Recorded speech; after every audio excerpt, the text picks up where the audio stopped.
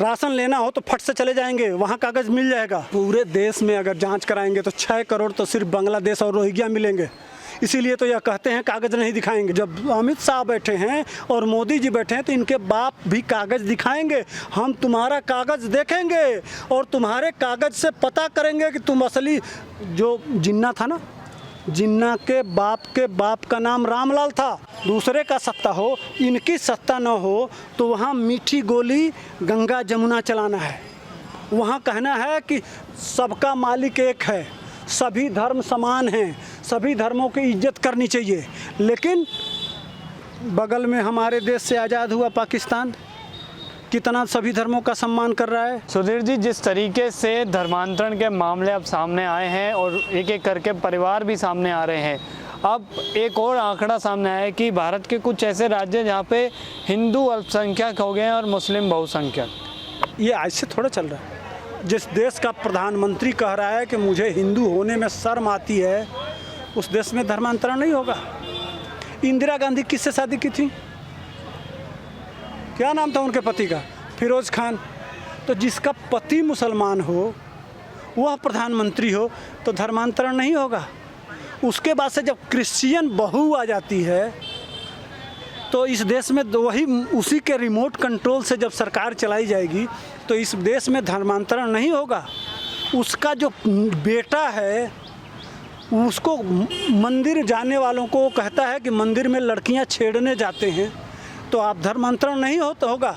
उसकी एक बेटी जिसकी शादी क्रिश्चियन से होती है, किसी हिंदू से शादी तक नहीं करती है वह, तो इस देश में धर्मांतरण नहीं होगा।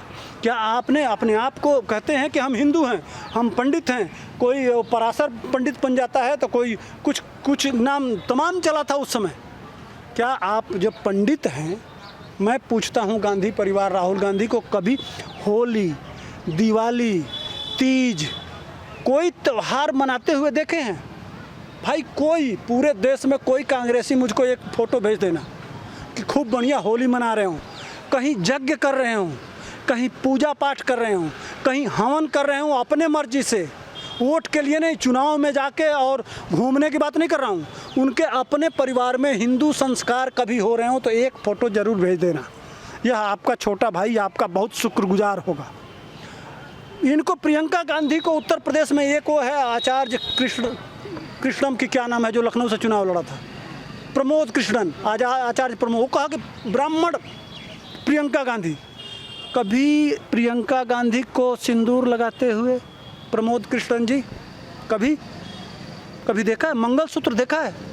हाथ में कलावा देखा है?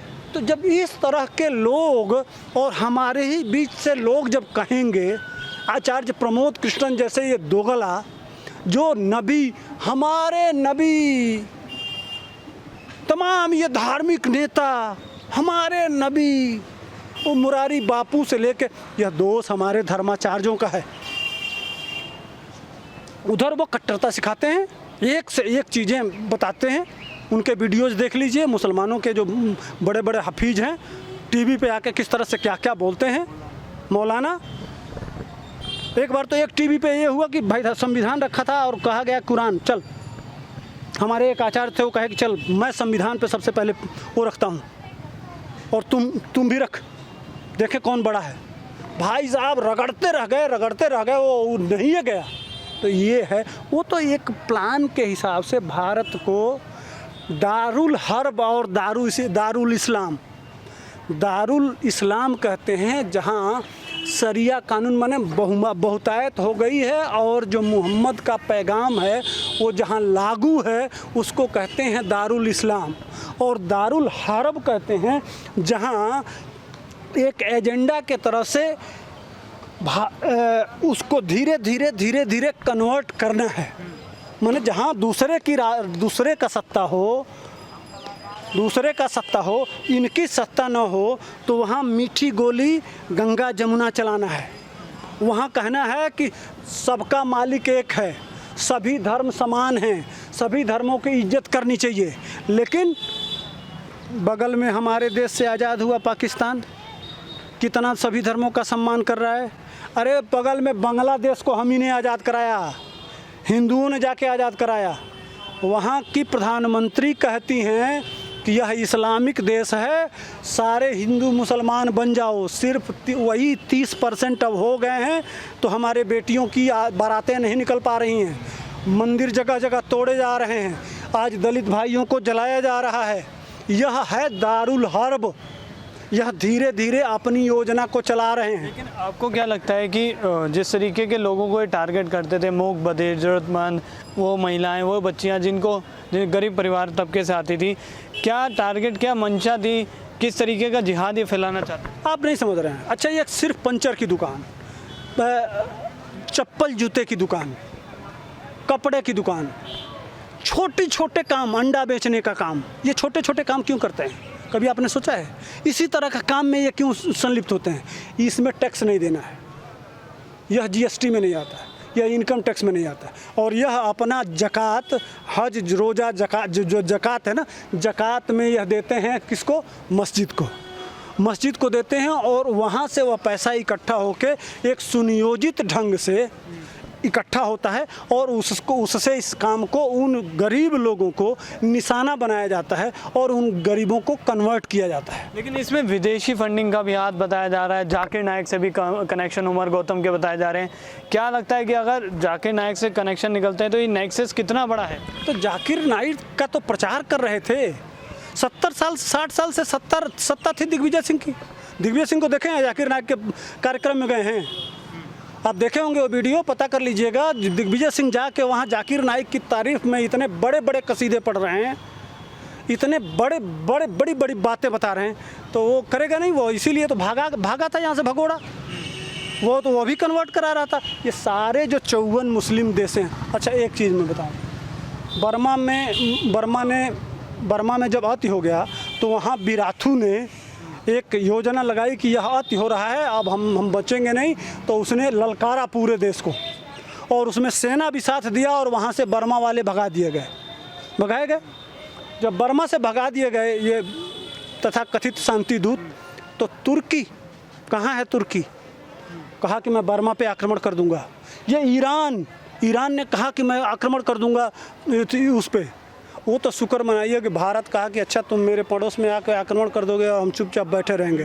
तब जाके इनके दिमाग में लगा कि भारत बगल में है, बजा के छोड़ देगा।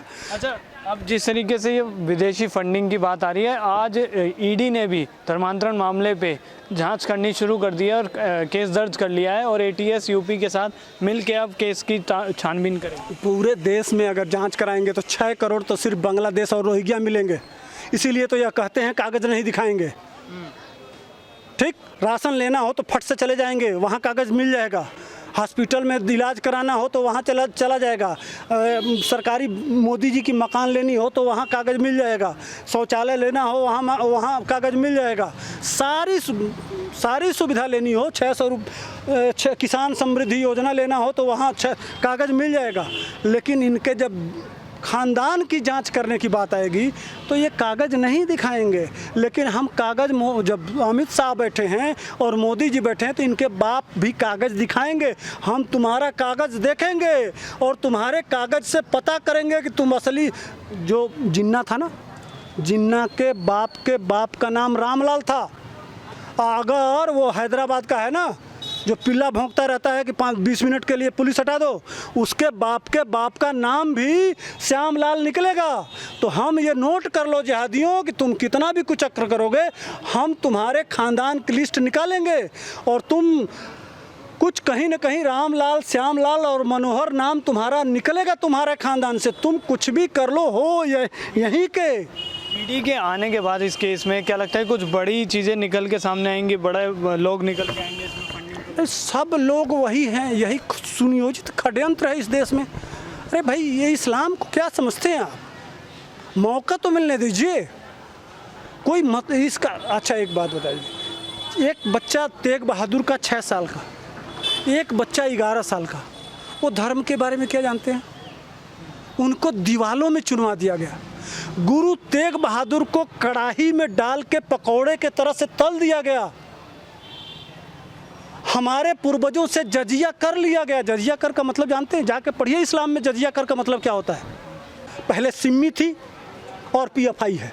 सीधे सीधे जान लीजिए, नाम रख रहा हूँ। इसके पहले ये अब PFI बंद होगा तो PFI पहले सिमी था, सिमी को बंद कर दिया गया, उसके बाद से PFI बना लिए, PFI के बाद कोई और नया नाम देंगे। यह षड्यंत्र चलता रहेगा। सही ढंग से कितना भी जांच करा लीजिए आप, तुरंत नया नाम बनाएंगे और नाम बना के इनका नेटवर्क तक, चूँकि यहाँ के बहुत सारे लाखों मुसलमान गल्फ़ में काम करते हैं और गल्फ़ से इनका नेटवर्क चलता है। तो ये और आता किस तरह से पैसा, कभी आपने जांच किया है? एक खाते में नहीं आता है, एक खाते में नहीं आता है। जो गल्फ़ में यहाँ से लाखों मुसलमान हैं, जो वहाँ मुल्ला टाइप हैं, उसमें चेक किया जाता है कि कौन देश के खिलाफ षड्यंत्र कर सकता है, वहाँ लिस्टेड करके और यहाँ से भेजा जाता है। उसको काम नहीं करता, वो यही काम करता है, जितने मुसलमान हैं उनके खाता में भेजता है और वह मस्जिद को चंदा देते हैं और मस्जिद से यह इकट्ठा होता है। एक बगैर ढंग से जांच कर रही है ना, देखिएगा ये बहुत बड़ा रैकेट खुलेगा और देश के सामने आएगा। जो आप कह रहे हैं ना, इसके लिए पुलिस भी दोषी है। लोकल स्तर पर पुलिस हर परिवार को जानती है, लेकिन यह मुल्ले पुलिस की कमजोरी जानते हैं। जो उत्तर प्रदेश पुलिस या कहीं की पुलिस हो, ये बिकाऊ बहुत जल्दी होते हैं। गाय कौन हिलवाता है? अगर हरियाणा से गाय बंगाल जा रही है तो उसमें कितने थाने हैं? सही ईमानदारी से चेक करें तो कितने पकड़े जाएंगे, लेकिन कैसे चली जाती है, इसके लिए कौन जिम्मेदार है? कहीं ना कहीं पुलिस जिम्मेदार है। बहुत अच्छा है कि ATS और भारत सरकार संज्ञान में ली है। वो लोग अगर ED वो लोग लगे हैं तो कोई ना कोई एक अच्छा मुकाम मिलेगा और यह अपराधियों को पकड़ा जाए। अभी यह तो बहुत कुछ चिल्लाएंगे कि इस देश में अल्पसंख्यक परेशान हो रहा है, देश में रहने लायक नहीं है। कहीं आमिर खान बोलेंगे, कहीं वो नसरुद्दीन शाह बोलेंगे, तो कहीं सलमान खान बोलेंगे, तो कोई जिहादी बोलेगा, तो हैदराबाद से आवाज़ आएगी, तो बंगाल से ममता बेगम बोलेंगी, सब बोलेंगे। लेकिन अभी तक ये सारे चुप क्यों है?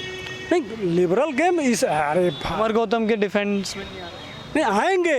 अभी थोड़ा सा इनको क्लू मिले, अभी तो जांच शुरू हुई है, अभी तो पार्टी शुरू हुई है।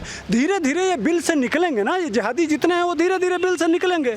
थोड़ा इनको मौका मिलने दीजिए, थोड़ा वो आएगा ना कि नहीं ये शामिल नहीं है, कोई पत्रकार लिख देगा और तब देखिए इनका रोज़ रवीश कुमार, बरखा दत्त, ये जितना विधवा विलाप होता है शुरू हो जाएगा फिर।